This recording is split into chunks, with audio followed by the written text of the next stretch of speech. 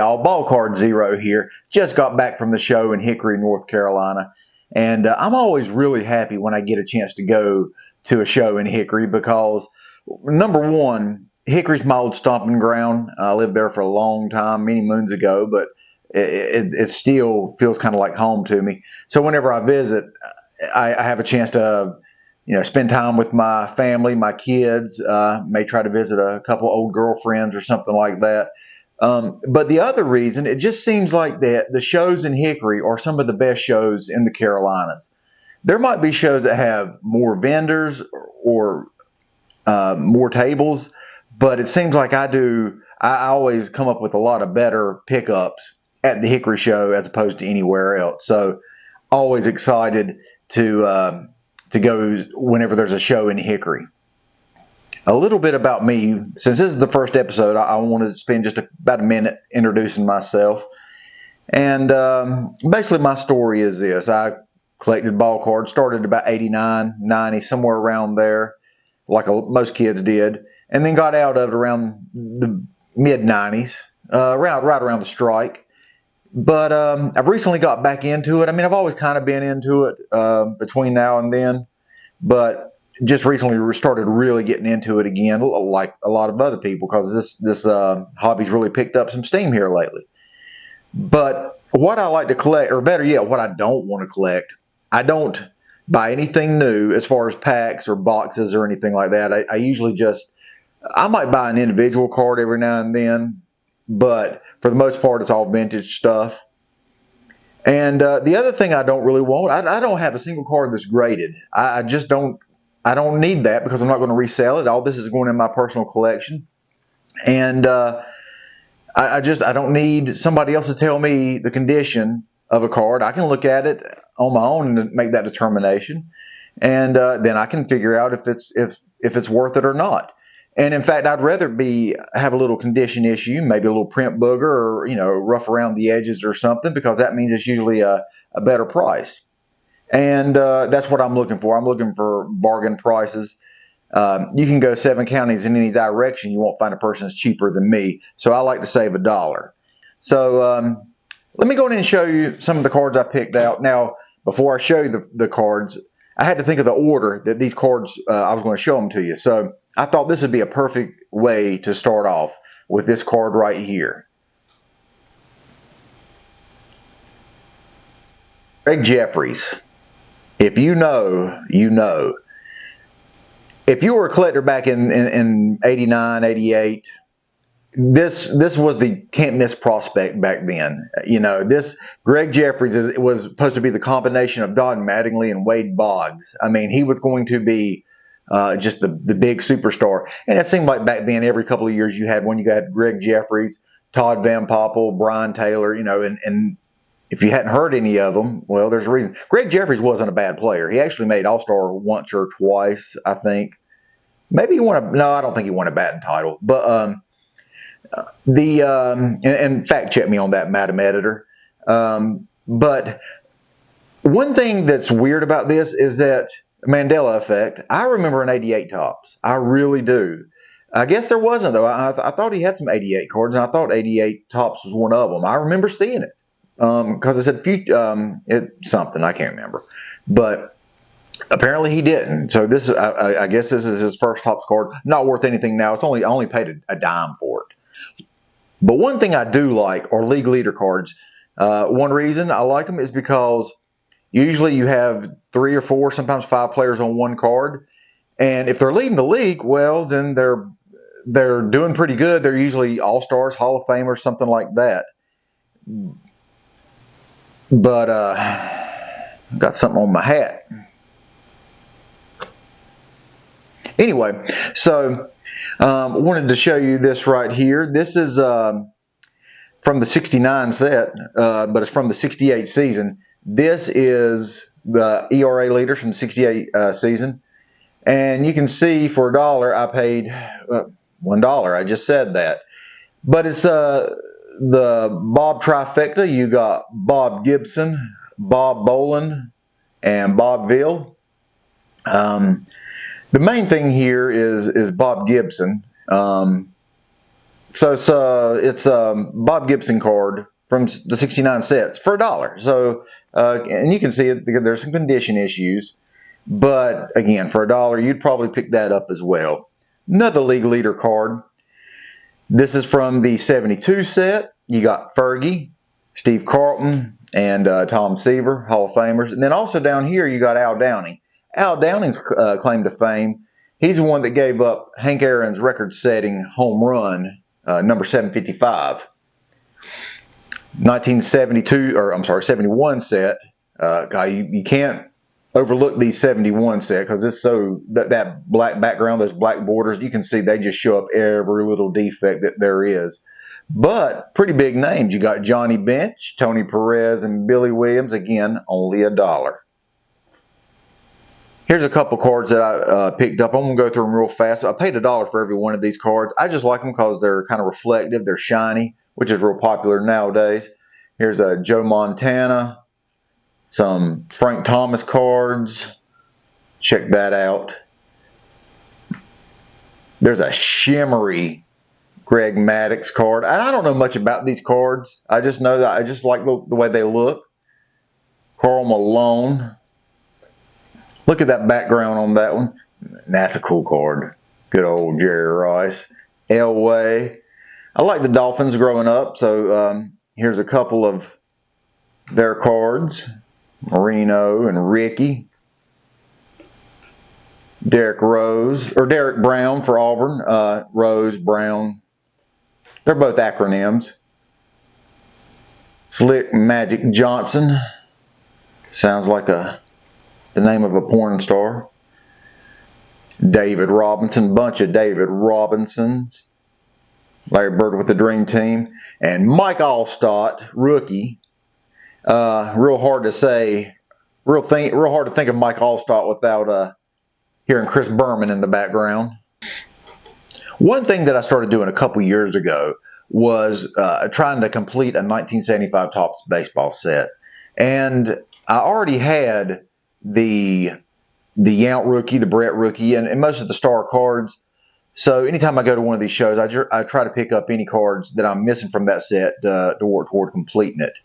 But it's gotten hard here lately to find these cards because it's just almost like a needle in a haystack trying to get all these individual cards.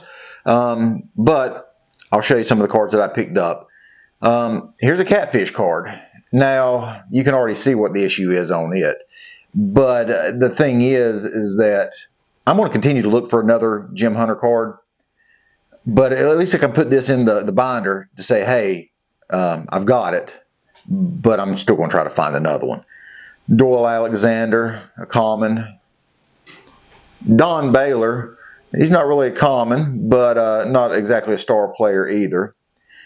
Here's a Herb Washington card. Now, I don't know if you've ever heard of Herb Washington. Maybe you have. I haven't until now. But here's what's neat about this card. It's a very unique card. And the reason I say that is because if you look, his position is labeled pinch runner. So, from what I understand, he is the only player to ever have a card in the history of baseball cards to have his position labeled strictly as pinch runner because that's what he was. And he literally had 0 at-bats in his career. He was strictly brought on to be a pinch runner. So, pretty cool story behind that. Here's a 75, well, of course it's a 75. Pete Rose, paid $5 for it, and there's some condition issues. But the thing is, if it wasn't in this condition, it would be a lot more. But you can definitely see those corners are there. This card's been around the block once or twice, and it's kind of rough around the edges, but that's kind of like how I like my women too. So real happy to pick that up. Now, something Topps did in 75 to celebrate 25 years of being in the baseball card business, they started doing the past 25 MVPs from the year. So this is from the 72 season. Again, this is a 75 card, but it's talking about the 72 season. You got MVPs of Johnny Bench and Rich Allen. Another MVP card and I paid $3 for this, is Mickey Mantle and Don Newcomb. And usually, especially these Mickey Mantle cards in this set, they usually bring like $10, ungraded, depending on condition, of course. But for $3, and I needed that, I couldn't turn that down. These two cards, I paid. You can see I paid a total of $5 for them from one vendor. Not ignore that. I'm going by this right here. So the first one is another MVP card of Bob Roberto Clemente, Frank Howard, and then the rookie card of Fred Lynn. Got a couple other guys on there, but the Fred Lynn's the main one. This card has always kind of griped me a little bit because it's got that. I guess that's his sleeve, but it almost looks like part of the face of the card has been ripped off or something, or maybe there was something on the printing plate. I don't know, but it looks like something's missing there. Show you a couple individual cards that I bought. Paid $1 for these. So I'm going to show both of these at the same time. The reason I'm going to show these is I don't know much about these cards, but it's obviously Griffey Jr. and Derek Jeter. As far as the players, I didn't care for either one of them that much. I mean, I'm not saying I hated them, but I mean, I didn't. My favorite player was Bo Jackson and some other ones. But as far as being a collector from that perspective, you can't go wrong with the Yankee captain or the kid. You know, they're both two of the biggest. They're both some of the most collectible players of all time. Boom, Bo Jackson, my favorite player. Really like that card. Here's a Frank Thomas, and I don't really know much about the history of this. I mean, at first glance, it's a 90 Topps Frank Thomas. But it's actually, you can see that it's got that gold foil up there that says it's Topps rookie history. I really don't know much about it, but anyway, I picked this up. Other than that, it looks exactly the same other than that foil. And it's a little bit glossier than normal. Almost looks like a Tiffany, but it's not.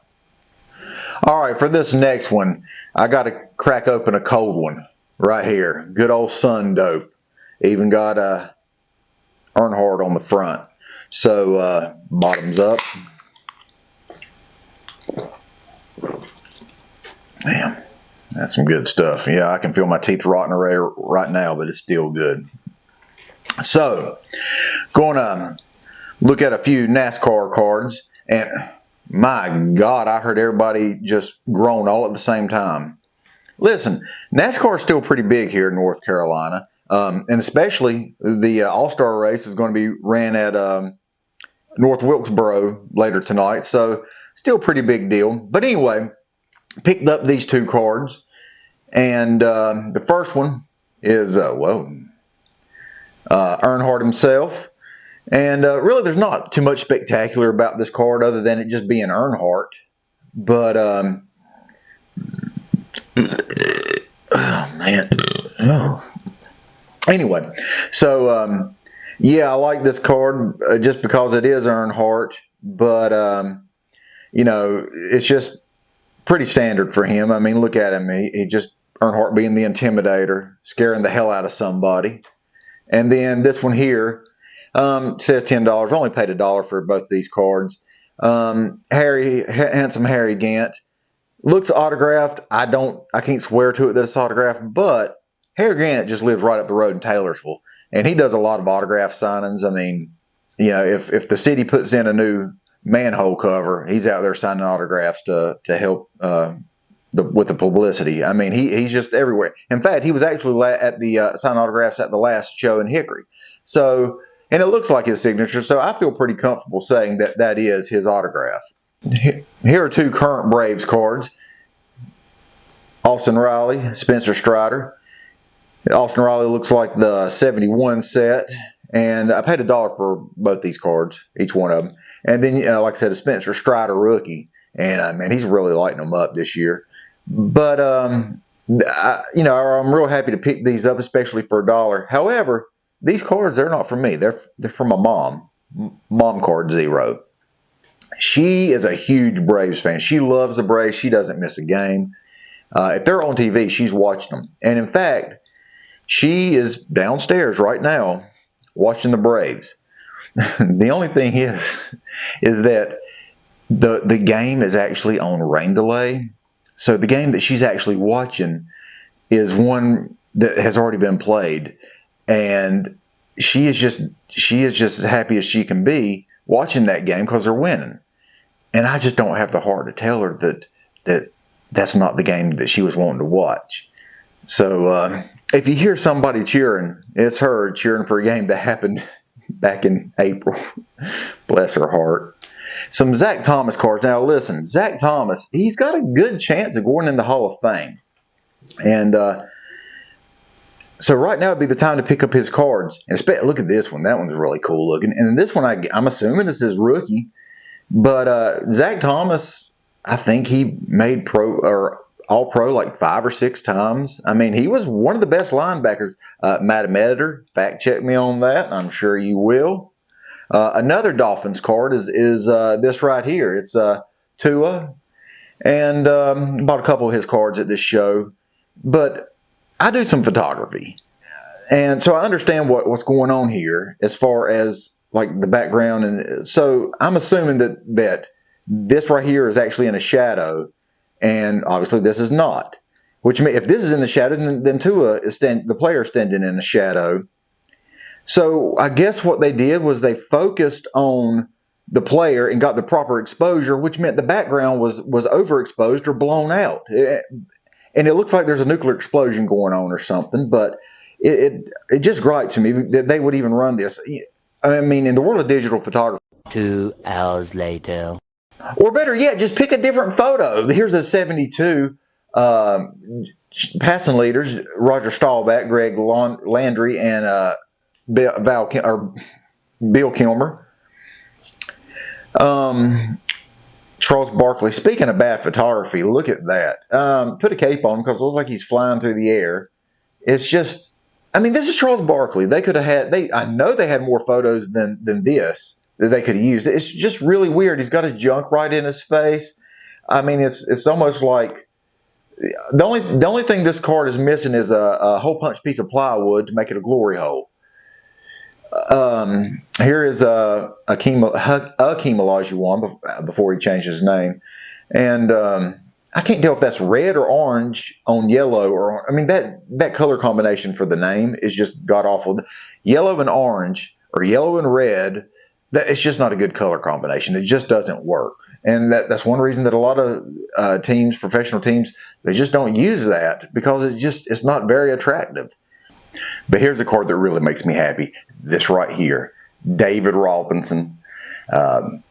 He's my favorite player. And I mean, look at that beautiful Spurs logo. The beautiful Spurs logo. It just looks so much better than the logo that the Spurs have nowadays, just the silver and black. Just beautiful. And I mean, that's just a beautiful front. Flip it over. Look at that pink. I tell you, I mean, that is just, only the Spurs can do that. And but that keeps slipping out. Anyway, but I mean, when I think of collecting in my youth, collecting basketball cards, I mean, this right here is what I think about. I mean, it just really thinks about my childhood. Does anybody here speak English? Do you guys speak English? So here's a couple of my bigger cards that I picked up, and can't get it out of their own sleeve, and you'll see why. Because it's one of these big tall boys right here, and I've always liked these cards because they're just different. But you can see that there's some condition issues. But it's Oscar Robinson, and I don't have any of his cards, so it's pretty cool to pick this up. You can see maybe somebody spilled a little coffee or something on the background or on the back. But it's really a cool card. Like I said, I didn't have any of his cards, but I do now.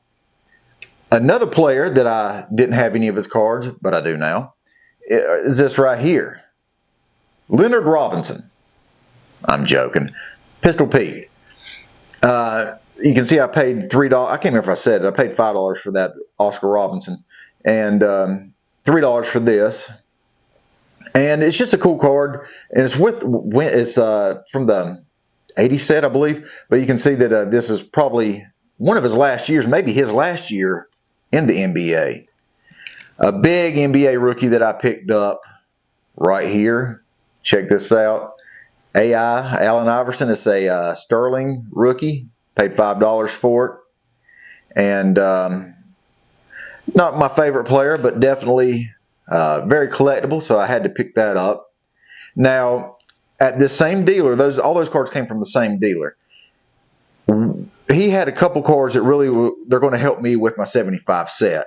And right here's one of them. I was flipping through and I found this. It's a Nolan Ryan highlights card. I've got the Nolan Ryan regular card, but I didn't have the highlights card. This is card number 5. And you can see I paid $5 for it. But it's card number 5. And the reason that's significant is because now I can at least have my 75 set in a binder. So that first sleeve, that first page can now be complete.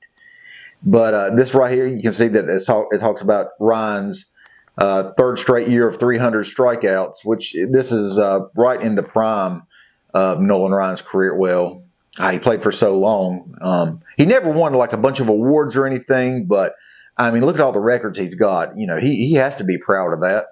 I know I am. The other big rookie, or the other card that I picked up from my 75 set is this right here. Check this out. A Robin Yount rookie for $15. Again, some condition issues, but now I already have the Robin Yount card, but my Robin Yount card is actually in one of those big screw down cases. So is the George Brett. So they're not actually, neither one of those cards are in my binder.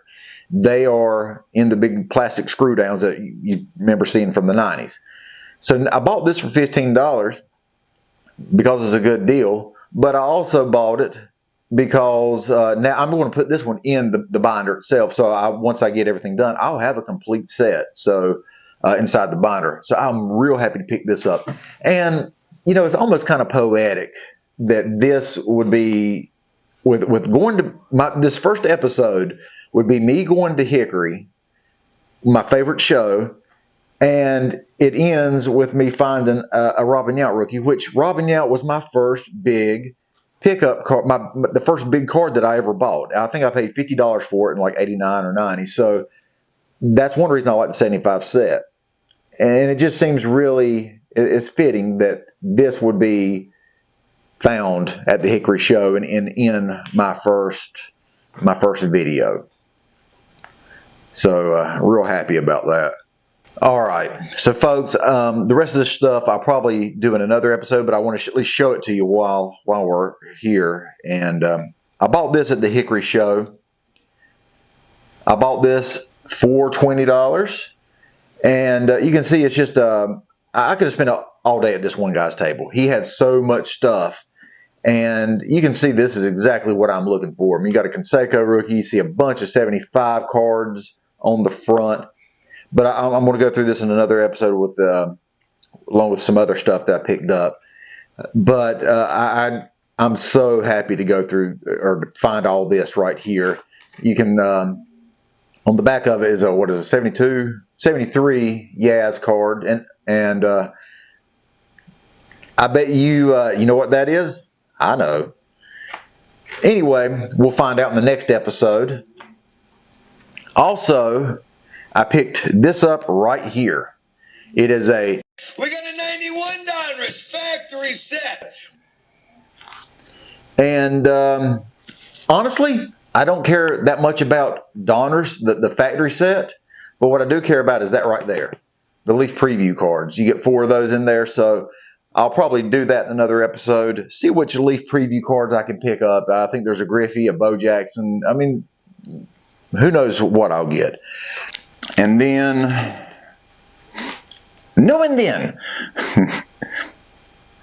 and then I got these 2 rack packs for $10. The first rack pack is I'm going to raise this up a little bit. First rack pack is this right here. It is a 89 Bowman. So we're looking for the big name, that's Griffey Jr. See if maybe there's any stars on the back. It looks like maybe a Tino Martinez rookie. And so I'm going to open that up in another episode along with this one. This is my favorite set of all time. This is 1987 Topps. And I mean, this set is absolutely loaded with rookies. You mean, you got Bonds and you got Barry Larkin and Bobby Bonilla. Mark McGuire and Jose cards. But I mean, this set has absolutely just got rookies galore. And I'm trying to think if there's any other rookies in the set. It's like I'm forgetting one big rookie. I can't think who it is. Yeah, I'm not opening this. I'm definitely putting this somewhere. But anyway, like I said, I'll at least that the Bowman pack. I can't wait to rip that open and pull out that Griffey Jr. rookie because I don't even know if I've ever had that card.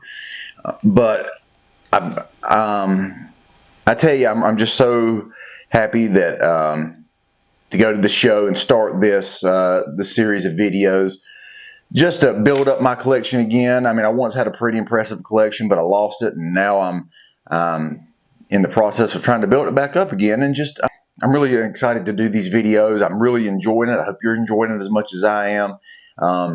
You know, I hope you find it a little bit informative, maybe a little bit funny. I can't help it. I am a little bit of a doofus, so or you know that, but that's okay. Or at least my mom tells me it's okay.